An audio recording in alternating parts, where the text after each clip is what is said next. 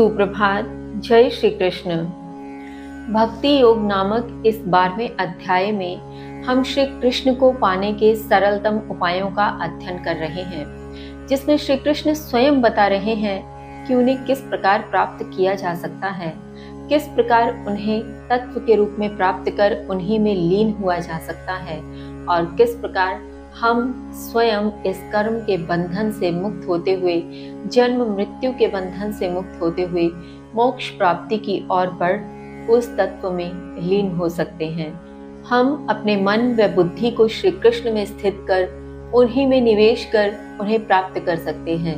यदि हम ऐसा न कर सकें तो हम अभ्यास योग का सहारा ले सकते हैं। अभ्यास योग के माध्यम से की जाने वाली क्रियाओं के माध्यम से श्री कृष्ण को प्राप्त करने की इच्छा कर सकते हैं।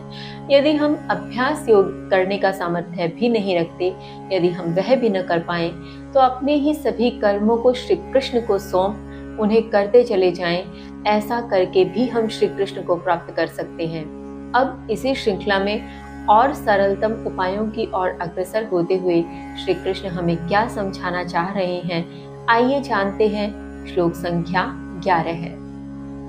अथ एतत् अपि शक्तो असि कर्तुं मद्योगमाश्रितः सर्वकर्म फल त्यागं ततः कुरु यतात्मवान् ततः कुरु यतात्मवान्।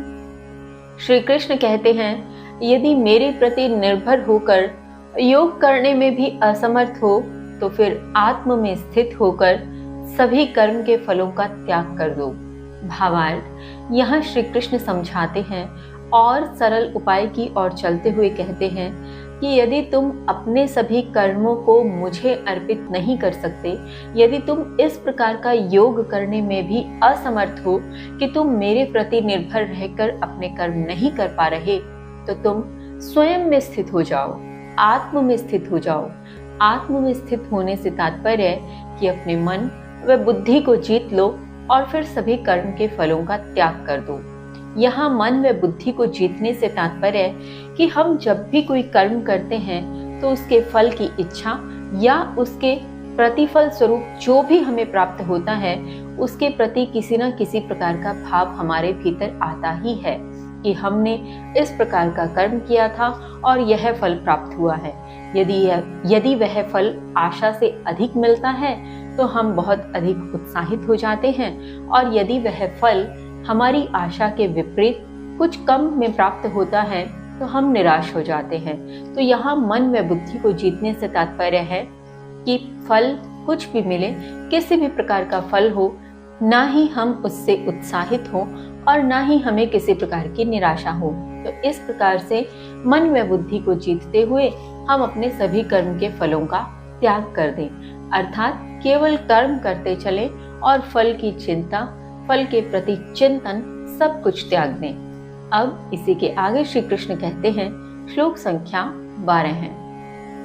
श्रेयो हि ज्ञानम् अभ्यासात् ज्ञानात् ध्यानं विशिष्यते ध्यानात् कर्म फल त्यागः त्यागात् शान्तिः अनन्तरम् त्यागात् शान्तिः अनन्तरम्। श्री कृष्ण कहते हैं, निश्चय ही अभ्यास से श्रेष्ठ ज्ञान और ज्ञान से श्रेष्ठ ध्यान माना जाता है। ध्यान से कर्म के फलों का त्याग, तत्पश्चात त्याग से शांति प्राप्त हो जाती है।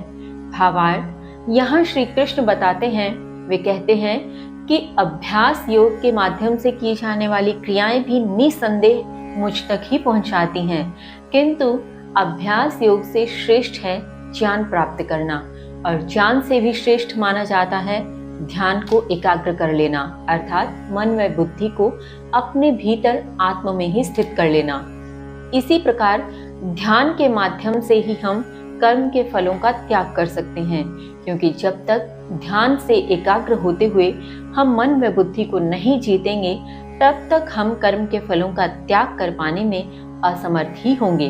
इसलिए ध्यान के माध्यम से मन व बुद्धि को जीतते हुए ही हम कर्म के फलों का त्याग कर सकते हैं, और तत्पश्चात इस प्रकार फलों का त्याग कर देने से शांति प्राप्त हो जाती है। हम दुखी क्यों रहते हैं? हम कर्म के प्रति मिलने वाले फलों को लेकर ही दुखी रहते हैं कि हमें इतना मिलना चाहिए था, इतना मिला। हम यह चाहते थे, यह नहीं मिला। वह चाहते थे, वह नहीं मिला।